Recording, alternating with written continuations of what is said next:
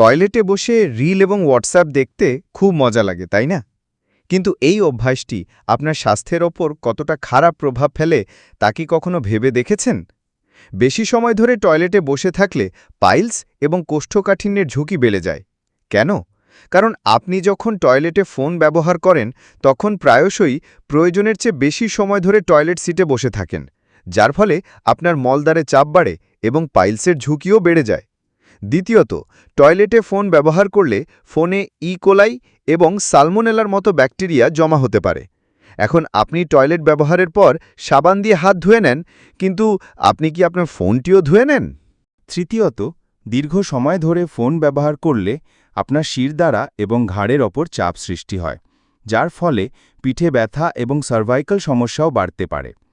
শুধু তাই নয়, সোশ্যাল মিডিয়া স্ক্রোলিং উদ্বেগ এবং মানসিক চাপের মাত্রাও বাড়িয়ে তোলে, এবং এই অভ্যাসের কারণে প্রতিদিন আমাদের অনেকটা সময় নষ্ট হয়, যা আমাদের উৎপাদনশীলতাও কমিয়ে দেয়।